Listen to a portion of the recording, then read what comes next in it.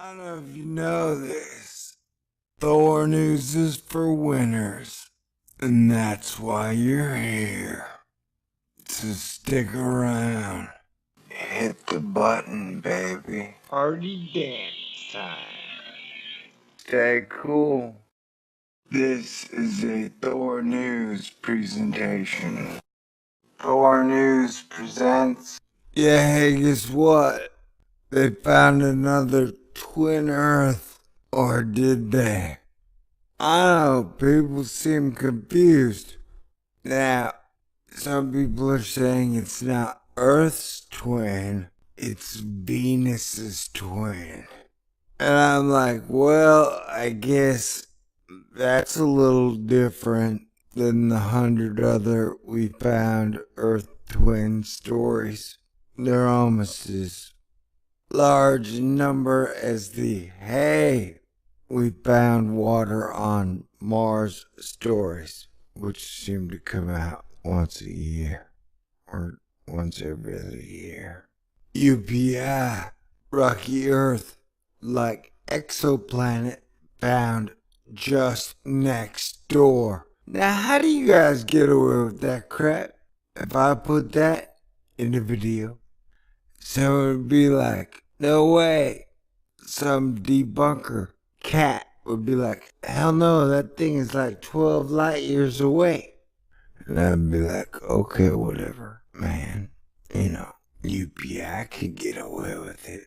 Astronomers have found a rocky exoplanet orbiting a star just 39 light years away. Oh, hey, that's right next door. Kinda like if a house was a light year, it would only be 38 light year houses away.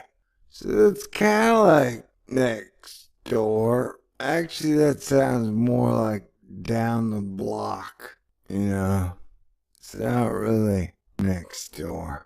Get Jerked 1132b is the closest Earth-like world yet found by scientists. So yeah, it's kind of like the same exact story as they've been telling us, except this time it's fascinating because it's a little bit closer than the last one. For context, the Milky Way galaxy stretches some 100,000 light years across. And you know how we know that? Bill Nye told us so. Don't question the Bill Nye ever. Disney science cannot be stopped. By measuring the amount of its host star's light the exoplanet blocks, researchers determined that good job 1132b is 1.2 times the size of Earth. The wobble of its red dwarf host, good job 1132, suggests the planet's mass is 1.6 times the mass of Earth. A planet of such proportions is likely composed of rock, researchers say. Yeah, well, I don't think they know shit about planets 39 light years away. You know what I'm saying? Like, we barely know stuff about planets outside of the inner solar system, so speculate on planets 39 light years away is a bit silly. That's my opinion. My opinion is jaded and skeptical. You see, scientists detailed the planet's Earth-like attributes in a new paper published this week in the journal Nature, which hides the good science behind a paywall.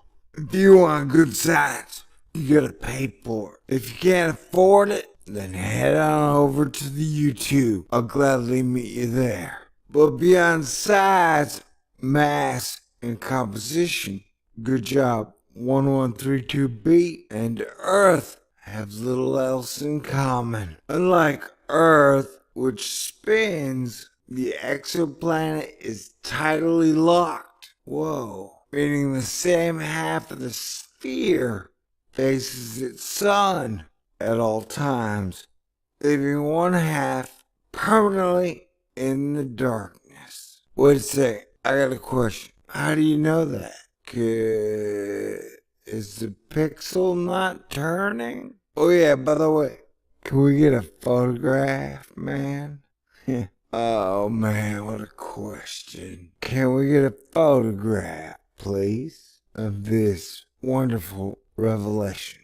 Given its proximity to the host star, it's unbearably hot to live there. Upwards of 500 degrees Fahrenheit. Far too hot for water to exist on its surface. The temperature of the planet is about as hot as your oven will go. So it's like burnt cookie hot. Oh, what? Dude, it's burnt cookie hot? What is this, like Cookie Monster astronomy? Which I guess would be cool, but it's too hot to be habitable. There's no way there's liquid water on the surface. Wait, y'all said the same shit about Mercury. You know what I'm saying?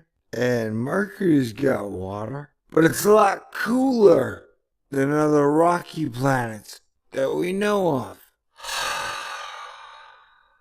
Scientists believe it's just cool enough to host a substantial atmosphere. Well, man, no disrespect, but I'm not sure all scientists are experts in cool. You know what I'm saying? Sometimes they're just so focused on one specific subject that it devours their life. And I think to be truly cool, you have to have an eclectic knowledge of all things. That way you can relate to the human condition and experience and radiate awesomeness. And that awesomeness creates a byproduct of cool. You know what I'm saying? Maybe not. Cool is relative. Berta Thompson is excited to find out what color the exoplanet's atmosphere, as well as its chemical composition and wind patterns.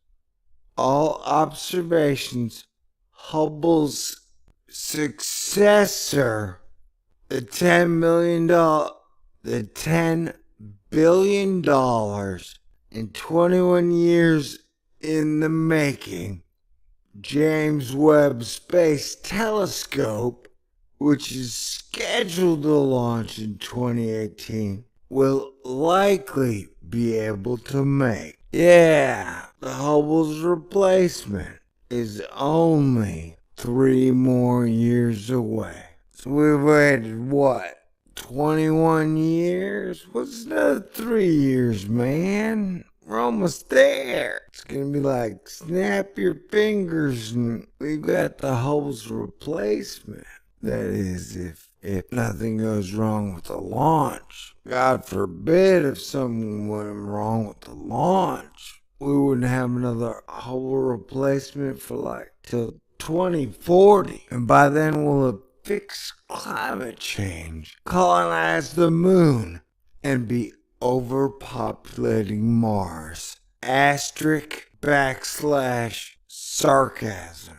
We think it's the first opportunity we have to point our telescopes at a rocky exoplanet and get that kind of detail. To be able to measure the color of its sunset or the speed of its winds and really learn how rocky planets work out there in the universe. Those will be exciting observations to make. By understanding the different types of atmospheres rocky planets are capable of holding on to, astronomers will ultimately be able to more accurately target those capable of hosting life. Well, this same old story is basically the same old story.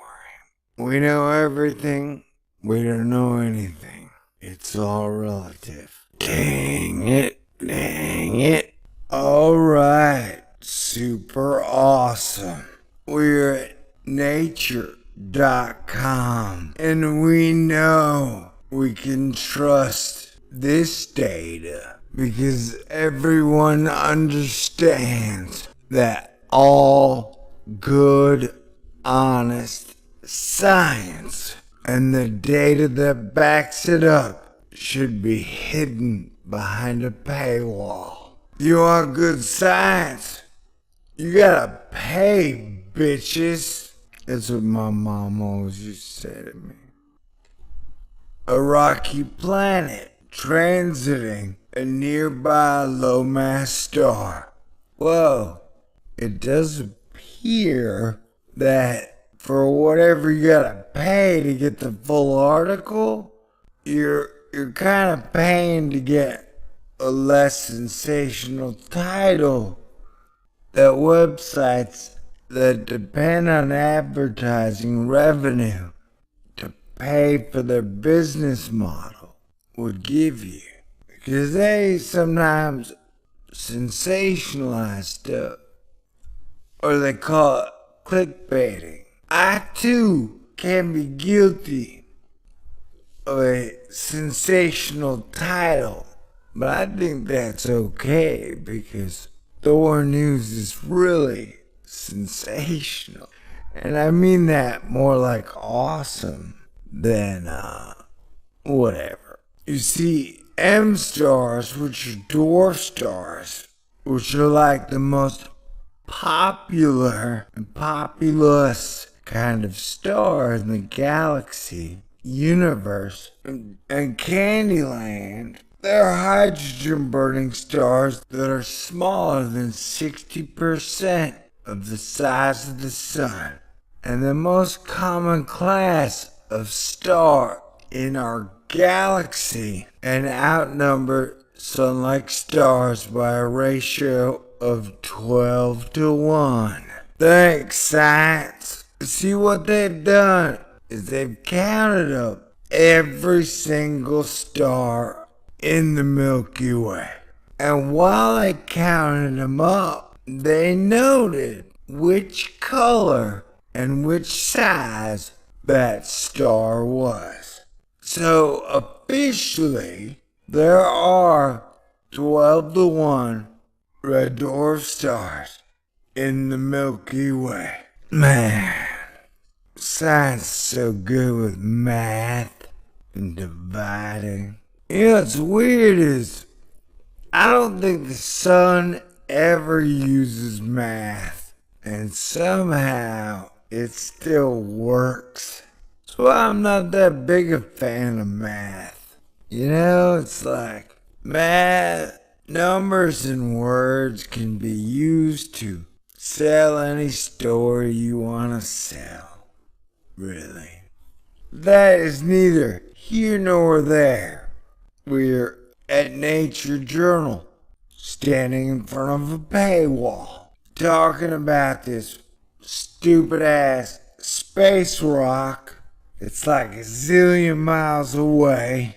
It's kind of like Earth, but a little bigger and a little closer than the 15 other stories they've said, hey look, we found another Earth, a rocky intersolar system planet. Blah blah blah. The nearest such planets known to transit their star 39 parsecs away. Parsec? Too distant for detailed follow-up observations to measure the planetary masses or to study their atmospheres. Here we report observations of good job 1132b, a planet with the size of 1.2 Earth radii that is transiting a small star 12 parsecs away.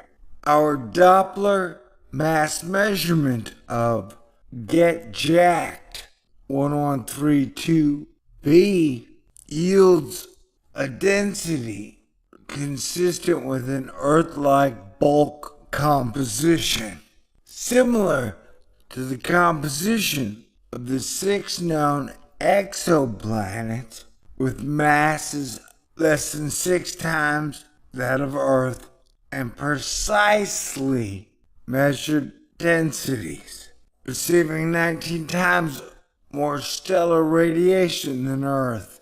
The planet is too hot to be habitable, but it's close enough to support a substantial atmosphere, one that has probably been considerably depleted of hydrogen, because the host stars nearby and only 21% of the radius of the sun existing in upcoming telescopes will be able to observe the composition and dynamics of the planetary atmosphere. Okay, yeah, all that monkey talk was basically saying, look at me, I have a fancy education, and I like to say stuff that isn't really true.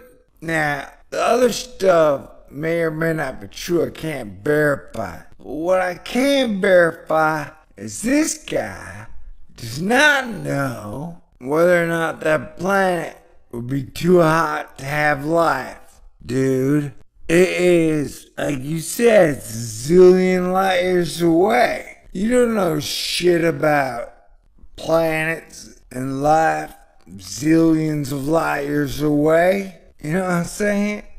You can't assume that the universe creates life uniformly, exactly the same ways all across the universe. Well, I guess you can, and then you can get your article up on a paywall, and you can get paid. So do whatever you gotta do. Good job, jerkbag.